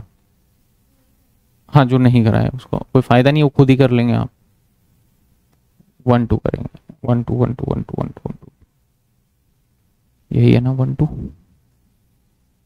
1-2 में है 60,000, ये नहीं है क्योंकि यहाँ पे म्युनिसिपल टैक्स, रेंट भी है, बोरोइंग भी है। चलो यही कर लेते हैं, क्वेश्चन तो बढ़िया लग रहा है, ये भी कंपोनेंट्स 350, ठीक है, इसी को कर लेते हैं। आपके बुक में शायद कुछ अलग है, 1 लाख, पता नहीं, चलो ये कर लेते हैं। आपके सामने तो बस क्वेश्चन होना चाहिए।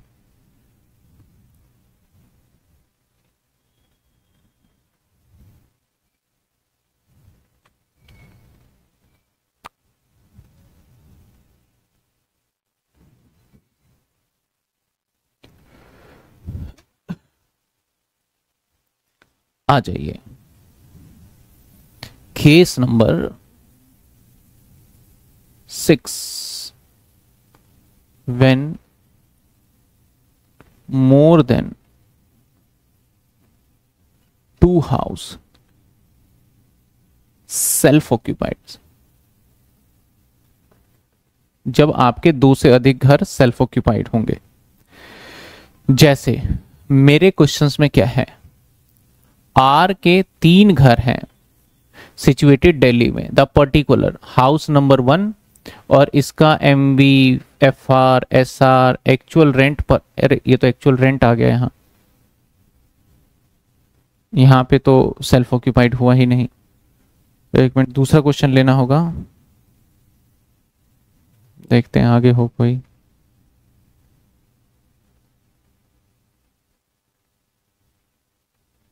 टू वाला यही है क्या? एक्चुअल रेंट होना नहीं चाहिए वहां पे, बस ये है शायद, है ना? हाँ ये है। चलो इसको डिलीट मारे। हालांकि क्वेश्चन ये भी अच्छा है प्रैक्टिस के पर्पस के लिए, लेकिन जो टॉपिक है उस टॉपिक पे ये सूट नहीं हो रहा। वहां पे किराया तो होना ही नहीं चाहिए। ये रहा, आपके बुक में 12 है और मेरे पास कौन सा है? 14 है। आपके किताब में 12 होगा। जिन जिन बच्चों के पास किताब है, किताब में 12 देख लीजिए आप।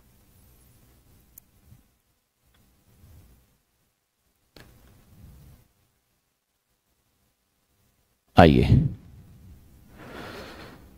आपको कहता है x has 3 houses all which self occupied, और सभी के सभी क्या है हमारे? अब सेल्फ ऑक्यूपाइड मतलब समझ रहे हो, हम खुद ही रह रहे हैं।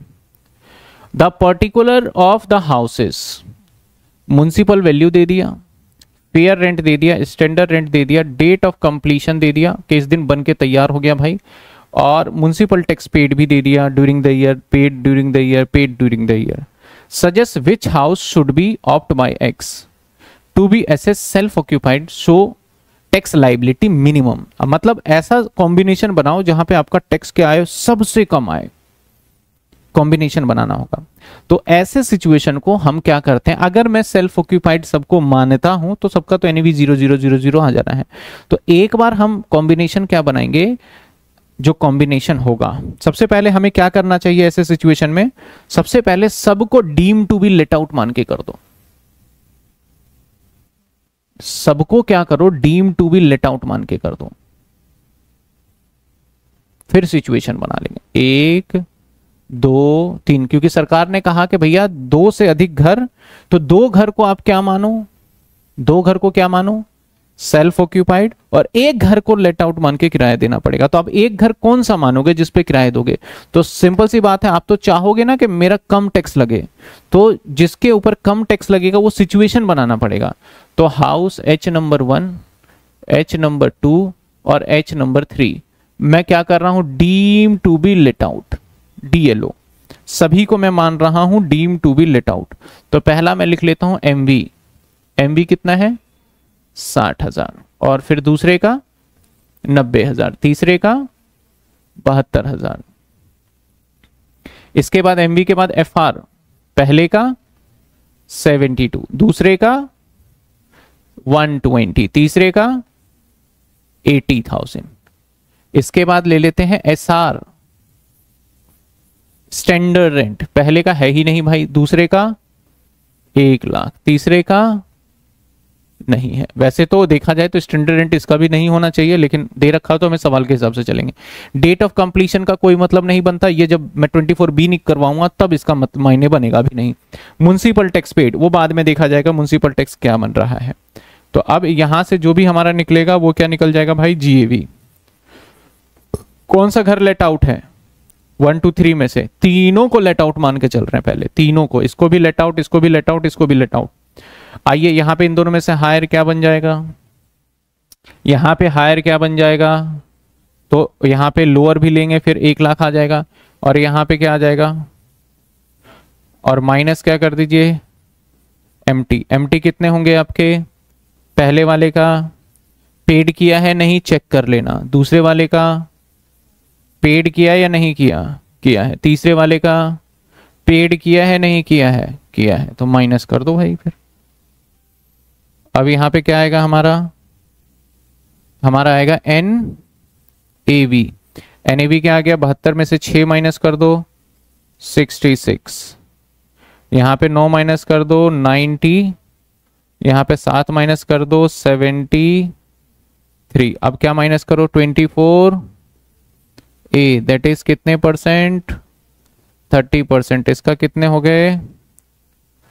18,000, 19,800। इसके कितने हो गए? 27,300। इसके कितने हो गए? 21,900। चलिए अब क्या आया फाइनल हमारे पास? IHP, income from house property, कितने हो गए? माइनस करो, 46,200। और ये कितना है? 63,700, ये कितने आए 51,100। ठीक है, ये तो तीनों का किराया बन गया। ठीक है ना, अब हम सिचुएशन बनाएंगे। सिचुएशन नंबर 1 यानी केस 1 कर लेते हैं। केस 1 कह लो।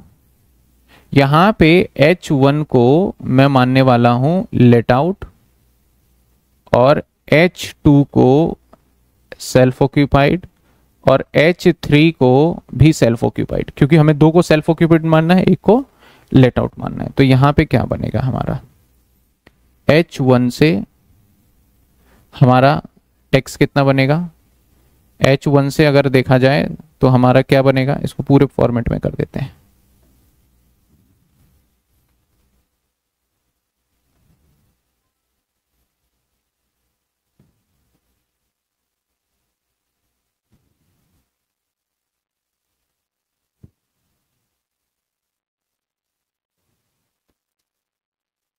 चलो H1 हाउस 1 क्या माना है, लेट आउट माना है हाउस 1, तो 46,200। हाउस 2 को क्या माना है, तो 0। हाउस 3 को क्या माना है, तो 0। तो कितने बन गए 46,200। पहले सिचुएशन में टैक्स आएगा 46,200 पे। अब सर दूसरा सिचुएशन बताओ। अब दूसरे सिचुएशन में करते हैं हम कॉम्बिनेशन कि भाई केस नंबर 2 ऐसे बन सकता है कि मैं हाउस 1 को सेल्फ ऑक्यूपाइड मान लूं, हाउस 2 को लेट आउट मान लूं एंड हाउस 3 को भी क्या मान लूं, सेल्फ ऑक्यूपाइड। जितने पॉसिबिलिटी हो सकते हैं वो सारे पॉसिबिलिटी कर लेंगे हम। अगर 3 केस है तो 3 पॉसिबिलिटी, 4 केस है तो 4 पॉसिबिलिटी होंगे। तो भाई यहां पे क्या होने वाला है, चलिए अब हाउस 1 क्या माना है आपने, सेल्फ ऑक्यूपाइड, तो 0। हाउस 2 क्या माना है, लेट आउट, तो लेट आउट के हिसाब से तो आप कैलकुलेशन करके पहले ही तैयार हो, 63,700। और हाउस 3 क्या है, तो 0। तो कितने आ गए इनकम, तो मैं ये वाला तो बिल्कुल चूज नहीं करूंगा, क्योंकि मैं जहां पे मुझे कम टैक्स देना हो, यहां पे इनकम इतनी है तो इस पे कम टैक्स, इस पे तो ज्यादा देना पड़ेगा। अब एक तीसरा सिचुएशन और चूज करेंगे हम।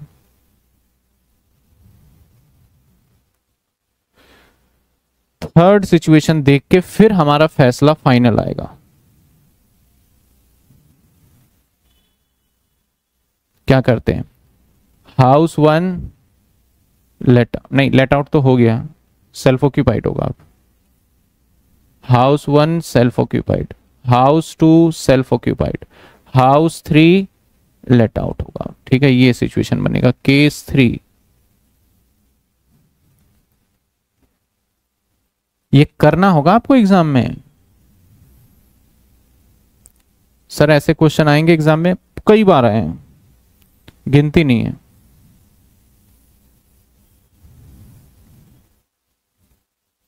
चलो H1 self occupied 0, H2 self occupied 0, H3 let out है ना, इसके आगे लिख दूं SO, इसके आगे लिख दूं SO, इसके आगे लिख देता हूं LO, है ना। लेट आउट, तो लेट आउट का निकाल के बैठ चुके हैं हम 51,100। तो हमारी इनकम टैक्स कितनी बनी, 51,100 पे देंगे। ठीक है ना, हमारा ये बन गया IHP, टोटल कर दिया हमने IHP और IHP। तो गवर्नमेंट क्या कहता है, रूल क्या कहता है, और आपको भी क्या करना चाहिए, जहां मिनिमम आए इनकम, सबसे कम इनकम, वो सिचुएशन बेस्ट रहेगा। तो सबसे कम इनकम किस में आ रहा है, केस 1 में। तो हम बोलेंगे भाई सर आप हमारे घर को अगर लेट आउट मानना चाहते हो और मुझे आप ये आजादी दे रहे हो कि आप किसी भी 2 घर को सेल्फ ऑक्यूपाइड मान लो, तो मैं हाउस 2 और हाउस 3 को सेल्फ ऑक्यूपाइड मानना चाह रहा हूं और हाउस 1 को आप deem to be let out मान के टैक्स मुझसे ले लीजिए।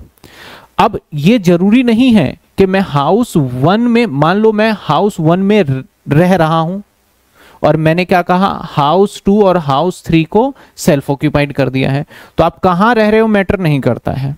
ठीक है ना, ये आपका, आप बोलोगे सर हाउस 1 में तो आप रह रहे हो तो उसे सेल्फ ऑक्यूपाइड लेट आउट तो मान ही नहीं सकते। नहीं भाई, ये हमें फ्रीडम मिला है कि हम कैलकुलेशन प्रोस्पेक्टिव से कहां रह रहे हैं मैटर ही नहीं करता, आप सबसे मिनिमम टैक्स आप काउंट कर लीजिए। तो मेरा सबसे मिनिमम ये आएगा। क्या सर एग्जाम में ये वाला एक करेंगे, ये वर्किंग नोट होगा? नहीं, ये तीनों केस करोगे और नीचे रीजन लिखोगे। नोट सिचुएशन नंबर 1 इज, जो 1 है minimum tax that is H1 let out and H2 and H3 self occupied, ये लिखना होगा क्योंकि यहां पे क्या पूछा गया था, मिनिमम पूछा गया था। अगर मान लो हमारे 4 घर होते, चारों घर सेल्फ ऑक्यूपाइड होते तो क्या करते, फिर ये सिचुएशन बनाते, एक और सिचुएशन हमारा बनता, फिर उन चारों में से हम कंपैरिजन करते हैं। समझ में आ रही है बात आपको? तो ये था हमारा 6 केस जिसके अंदर आपको कोई भी एक घर को लेट आउट, मतलब 2 घर को सेल्फ ऑक्यूपाइड, बाकी जितने भी है उसको सबको क्या कर लोगे, deem to be let out मान के आपको टैक्स देना पड़ेगा गवर्नमेंट को। अभी मैंने 24B नहीं कराया, तो 24B जब इसमें इनकॉर्पोरेट होगा तो और ज्यादा इंटरेस्टिंग हो जाएगा ये, ठीक है ना। किसी बच्चे को कोई दिक्कत है यहां तक तो बताइए, मैंने सारे केस कर लिए आज के टाइम, आज की क्लास में। किसी स्टूडेंट को कोई दिक्कत है बताइए। अभी तक सारा क्लियर हो गया आपको? आपके बुक में भी इसका आंसर मिल जाएगा और आंसर बुक में भी आपको केस 1 इस तरीके से कर रखा होगा। और नीचे देखेंगे there will be 2 and 3rd should be self occupied, आपको नीचे लिखा हुआ मिल जाएगा। ठीक है, चलिए आज की क्लास को यहीं करते हैं, फिर से मिलेंगे हम आज रात को 8 बजे, ठीक है। 8 बजे या 7:30 बजे जैसे भी है, उसके अंदर मैं फ्रेश माइंड से करवाऊंगा आपको 24B दैट इज इंटरेस्ट। फिर दोबारा से एक बार मैं चाहता हूं कि मैं इंटरेस्ट कराऊं तो मैं करा दूंगा पूरा चार्ट बना के, ठीक है। तो आज की क्लास यहाँ पे हो जाती है हमारी खत्म। और हमारे कितने सारे केसेस थे, हमारे थे यहाँ पे सिचुएशंस की बात करें तो हमारे सिचुएशन बन जाते हैं 6, 24(3) सेक्शन 24(3) कितने सिचुएशन है सर? 6 सिचुएशन है। पहला situation self occupied, self occupied की हम बात करें तो वहां पे एनएवी निल आएगा। दूसरा सिचुएशन मैंने क्या बताया, लेट आउट, पूरे साल किराए पे। तो ऐसे सिचुएशन में जब पूरे साल किराए पे होगे तो कैसे कैलकुलेट करोगे, नॉर्मल मैनर से। तीसरा सिचुएशन जब आपका घर कुछ टाइम के लिए लेट आउट हो और कुछ टाइम के लिए वेकेंट हो। तो जब आपका घर जो है कुछ समय के लिए खाली रह जाता है, खाली का मतलब ताला बंद होना चाहिए, तो ऐसे सिचुएशन में हो सकता है आपका एक्चुअल रेंट कम हो या एक्चुअल रेंट ज्यादा हो, आपके एक्सपेक्टेड रेंट से तो ज्यादा है तो फिर ज्यादा पे ही टैक्स देना है। और दूसरा केस हो सकता है गवर्नमेंट एक्सपेक्टेड रेंट जो निकालती है वो ज्यादा हो और आपका एक्चुअल रेंट जो है वो कम है, लेकिन आपने रीजनेबली रेंट की डिटेल बना रखी है, तो ऐसे सिचुएशन में लोअर आ जाएगा। तीसरा केस ये हो सकता है कि आपका एक्चुअल रेंट कम है लेकिन जो एक्सपेक्टेड रेंट है वो ज्यादा है, लेकिन आपका एक्चुअल रेंट रीजनेबली नहीं लग रहा, तब कौन सा लग जाएगा, हमारा हायर लग जाएगा।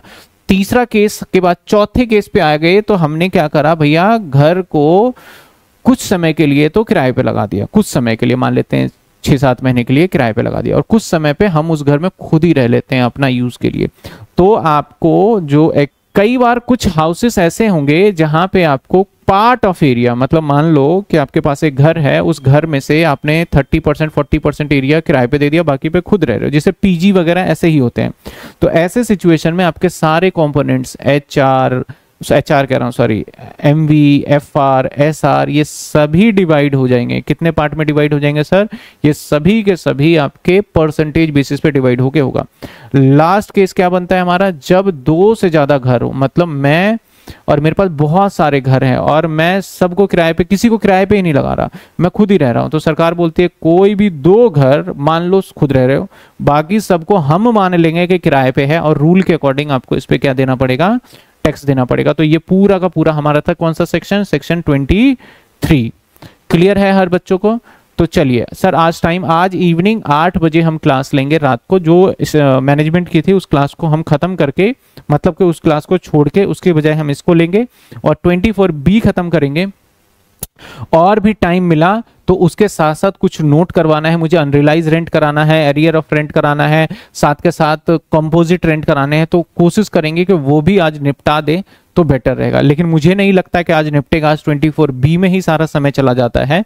और कल संडे जब मैं क्लास रखूंगा, संडे भी मैं सुबह 8 बजे 9 बजे जैसे भी क्लास रखता हूं मैं, उसमें फिर मैं सारा खत्म करा दूंगा। मतलब मैं ट्यूसडे न्यू चैप्टर स्टार्ट करा रहा हूं, सिंपल सी बात है। आपको मंडे होता है, MWF होता है ना, तो मंडे में न्यू चैप्टर स्टार्ट कराना चाहता हूं इसके अंदर। चलिए मिलते हैं हम अगली क्लास में।